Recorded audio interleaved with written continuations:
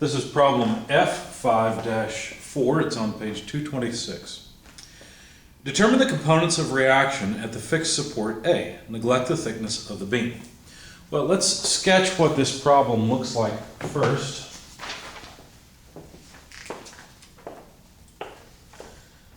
We've got a beam that is at an angle to the ground. That angle is 60 degrees. Goes up and then over. I suppose it's welded or bolted construction. I don't know. It doesn't matter really, but it's basically it's fixed here at the ground at A. So it can support both a force and moment reaction. The length of this segment is 3 meters, and there are loads, in fact 3 of them, 1 meter apart.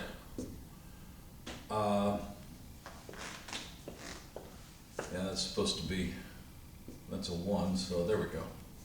There's dimension lines. And each of these loads is 200 newtons.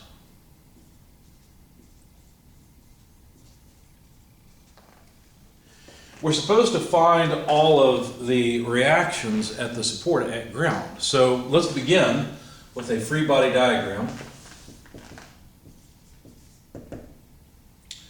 So the body I'm going to take is this. We're treating it as a line. And we've got the 200 Newton loads distributed along the body, as is shown by the dimensions there. But then the only other, I forgot, there's one more. There's a 400 Newton force here. And that's at an angle of 30 degrees with respect to horizontal. So let's add that here, 400 newtons. So the only other loads that there could be would be reactions at the support. So let's attach an X, Y coordinate system, something like this. And then we'll have a vertical reaction in the Y direction and a horizontal reaction in the X direction. But we will also have a moment at A. In other words, the ground will have to twist on this body at the, where it's connected to ground at A in order to prevent it from just toppling over. And hopefully your intuition is strong enough you can see that most likely it's got to be a moment like that, right? In fact, this 400 Newton load has a component downward just like the 200, so that's all clockwise rotation. There's a little bit, let's see, if we go horizontal, no, that's also, yeah, so everything is a negative moment, it's clockwise. So let's start by writing, by the way, so what are we looking for? Well, it's all this stuff. This is the stuff we want to find.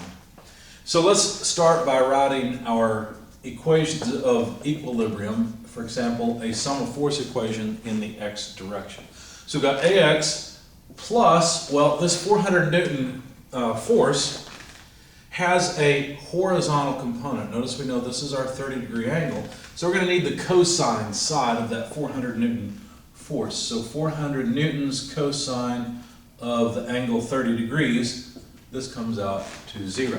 That's it, right? Those are the only horizontal components, and so we can solve for AX from this equation. All you have to do is move this to the other side and calculate it. It's going to be negative. It comes out to negative 346.41 newtons if you want that many decimal places.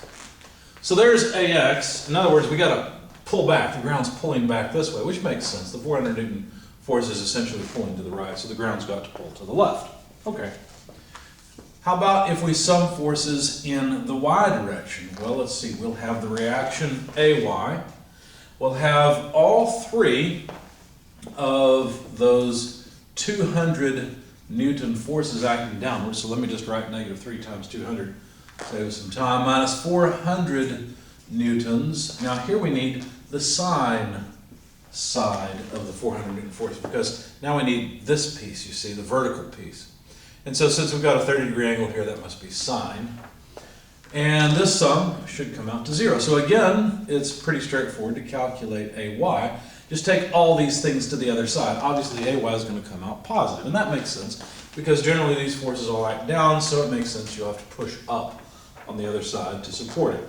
So anyway, 3 times 200, 600, and 400 times sine 30. Well, sine 30 is a half. So that's 200 plus 600 is 800. Of course, it becomes positive when we move it to the other side. So there's a what? 800 newtons. Well, that was pretty easy. What else would we need? Well, we have one more equation of equilibrium, and that equation of equilibrium is a sum of moments equation. We can put this sum of moments about any point that is convenient that we would like. Now, just because I think it's good practice, I'm going to sum moments about point A, taking counterclockwise as positive, and that sum of moments has to come out to 0 in order for this thing to be in equilibrium. But hopefully your intuition is strong enough you realize, yeah, I'm going to have to torque this thing, right? I'll have to apply moment, the ground will at least, in order to support this beam. Now notice another thing, we're most likely neglecting the weight of the beam because none of these look like they would be at the center of gravity. And a 200 Newton load is not very large for a piece of metal like this. But anyway, summing moments about point A.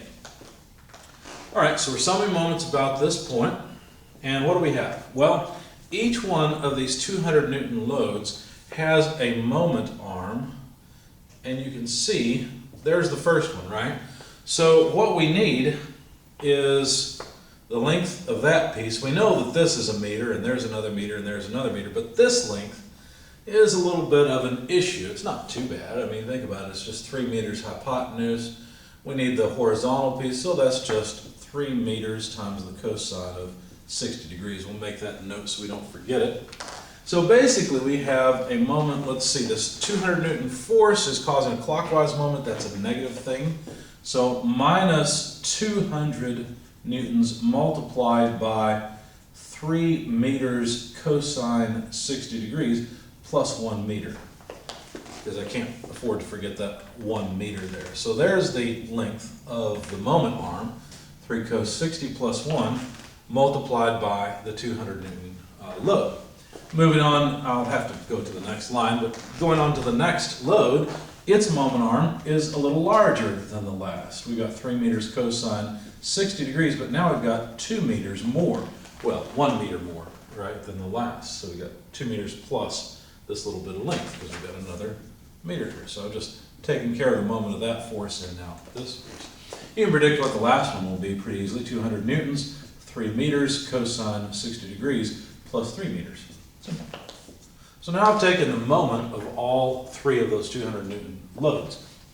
Now, the vertical component of the 400 Newton load will also have the same moment arm as the last one. So let me add that in next. So minus 400 newtons. Now I don't want all of it, right? I just want the sine side. So sine 30 degrees.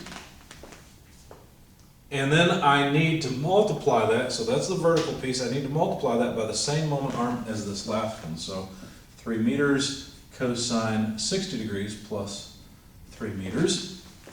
And of course it's a negative moment. And then the other piece is the horizontal piece of this 400 Newton load. It also causes a negative moment. But now notice its moment arm is this length, right? So that's going to be the 3 meter sine 60 degree side.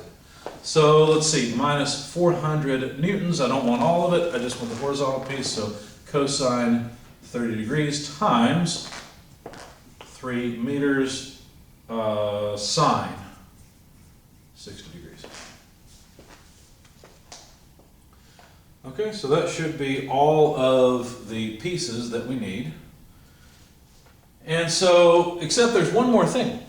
We've calculated the moment of all the forces, but wait a second, the ground applies a moment also. And that moment is a positive moment, so plus the moment of day. Now students get confused between this and this because they look the same. They get confused because they want to say, well, that summation sign doesn't mean much, MA is MA. Well, no, it's not. This is the sum of all the moments about the point A. So forces can have moments about point A, but then there's also a concentrated moment at point A provided by the ground onto this beam to hold it in equilibrium. In fact, that is what we're looking for. This is what we want. So the sum comes up to 0. That means we can solve for this. In other words, we just need the magnitude of all these, and that'll be equal to MA, well, the negative of them. So it's a lot of calculator button pushing, but when you're done, you find that the moment provided by the ground, not the sum of the moments anymore, but the moment provided by the ground on the beam is equal to all of this mass, which comes out to about 3,900 Newton meters. And there's the last reaction from the ground. So we've got the force that the ground has to apply at A and the moment that the ground has to apply at A from the three equations of equilibrium in 2 dimensions.